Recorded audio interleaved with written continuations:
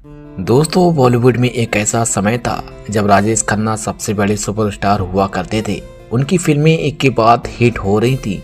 सभी तरफ उन्हीं के नाम के चर्चे होते थे। लेकिन एक बार उनकी ज़िंदगी में एक ऐसा मोड़ आया जहां वो अपनी ज़िंदगी ख़त्म कर देना चाहते थे। उन्हें खुदकुशी के ख्याल आने लगे थे। आखिर वो ऐसा क्यों करना चाहते थे? दोस्तों, हिंदी सिनेमा के पहले सुपरस्टार राजेश खन्ना ने बॉलीवुड में लगातार 15 हिट फिल्मों का जो रिकॉर्ड बनाया था, उसे कोई भी एक्टर आज तक तोड़ नहीं पाया। वो एक ऐसा जमाना था जब लड़कियां राजेश खन्ना की दीवानी थीं। दोस्तों, ये प्रकृति का नियम है, जो ऊपर आता है वो नीचे भी जाता है। हर किसी की जिंदगी में उतार चढ़ाव दोनों आते हैं। और फिर ये दौर राजेश खन्ना की जिंदगी में आया जब उनकी 7 फिल्में लगातार फ्लॉप हो गईं। वो वक्त राजेश खन्ना की जिंदगी में एक बुरे सपने की तरह आया था। बात साल 1976 की है, जब राजेश खन्ना की फिल्म महाचोर बुरी तरह फ्लॉप हो गई। ये राजेश खन्ना की फिल्मी दौर का सबसे बुरा दौर था। पर्दे पर उनकी फिल्में फ्लॉप होना शुरू हो चुकी थी। इसके अलावा घर में डिम्पल कपाड़िया के साथ उनके संबंध अच्छे नहीं चल रहे थे। महाचोर के बाद उनकी अगली फिल्म रिलीज हुई बंडलबाज, जो बॉक्स ऑफिस पर खराब प्रदर्शन करने पर बुरी तरह फ्लॉप हो गई। दोस्तों, वो राजेश खन्ना जिसे हिट फिल्मों की आदत लग चुकी थी, उनसे इस नाकामी और फ्लॉप फिल्मों का गम बर्दाश्त नहीं हो रहा था। दूसरी ओर उनकी फिल्मों को टक्कर देने के लिए अमिताभ बच्चन बॉलीवुड में उतर चुके थे। पर्दे पर लंबी चौड़ी कट काटी उनके चेहरे पर मुस्कान कम गुस्सा ज़्यादा था। जब दर्शकों के सामने आए इस नए अवतार को दर्शकों ने बहुत ज़्यादा पसंद किया। राजेश खन्ना की रोमांटिक छवि विपरीत अमिताभ बच्चन एंग्री यंगमैन के लुक में फिल्म इंडस्ट्री में एक नयापन लाया था। उस दौर में सत्ता और भ्रष्टाचार के खिलाफ जो जोश विद्रोह देश के नौजवानों में था, अमिताभ बच्चन ये रूप फिल्मी पर्दे पर बाखूबी बहुत अच्छे से करते थे, जिसे दर्शकों ने सर आंखों पर बैठा लिया था। उनकी फिल्में पहले ही हिट होना शुरू हो गई थी और फिर साल 1976 में आई शोले ने मानो तो सफलता की उड़ान भर दी थी। इसके बाद अमिताभ बच्चन ने कभी पलट कर नहीं देखा। एक तरफ अमिताभ बच्चन की फिल्में चल निकली थी तो दूसरी ओर राजेश खन्ना की फिल्में फ्लॉप होने लगी थी। हालांकि कहते हैं कि राजेश खन्ना को अभी भी अपनी रोमांटिक छवि पर भरोसा था। 2 फिल्मों के फ्लॉप होने के बाद फिल्म महबूब से बहुत उम्मीद लगाए बैठे थे, क्योंकि शक्ति सावन के साथ पिछली 3 फिल्में हिट थीं।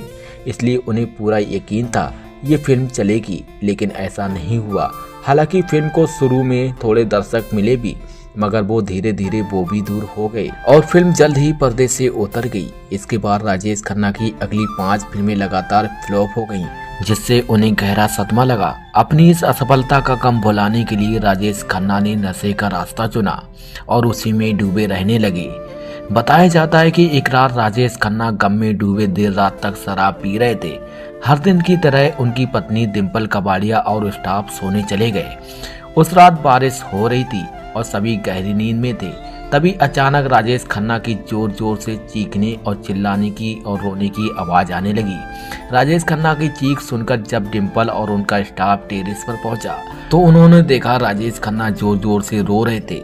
उस रात ये मंजर देखकर डिम्पल कपाड़िया काफी डर गई। मीडिया खबरों के मुताबिक राजेश खन्ना अपने बिखरते करियर की वजह से इस कदर टूट गए थे कि वो खुदकुशी करने के लिए बारे में सोचने लगे। तो उन्होंने देखा कि राजेश खन्ना जोर जोर से रो रहे थे। उस रात ये मंजर देखकर डिम्पल कपाड़िया डर गई थी। मीडिया खबरों के मुताबिक राजेश खन्ना अपने बिखरते करियर की वजह से इस कदर टूट गए थे कि वो खुदकुशी करने के बारे में सोचने लगे थे। ये बात उन्होंने एक इंटरव्यू में कबूल की थी। ये असफलता से पैदा हुए डिप्रेशन की हालत में वो सुसाइड करने के बारे में सोचने लगे थे। यहाँ तक कि उन्होंने समुद्र में डूब जाने का फैसला किया था, लेकिन अंत समय में उन्होंने अपना फैसला बदल लिया। दोस्तों, रिश्ते में तनाव की वजह से डिम्पल अपने पिता के घर रहने लगी। मीडिया को दिए एक इंटरव्यू के दौरान इस बारे में बात करते हुए राजेश खन्ना ने कहा था कि अगर मैं उस वक्त अपने आप को डिम्पल के हवाले कर देता तो शायद वो सब कुछ संभाल लेती, लेकिन तब हर दिन मेरा आत्मविश्वास गिरता जा रहा था और मैं खुदकुशी के बारे में सोचने लगा था। दोस्तों, राजेश खन्ना ने सफलता और असफलता दोनों को देखा और जीवन के हर पल को जिया। दोस्तों, राजेश खन्ना का 69 साल की उम्र में ही लीवर इन्फेक्शन की वजह से निधन हो गया, लेकिन अपने गम के दौर में वो मजबूत खड़े रहे। तो दोस्तों, ये थी राजेश खन्ना की स्टोरी। दोस्तों, हम आपसे मिलते हैं अगली वीडियो में। जब तक के लिए जय हिंद दोस्तों।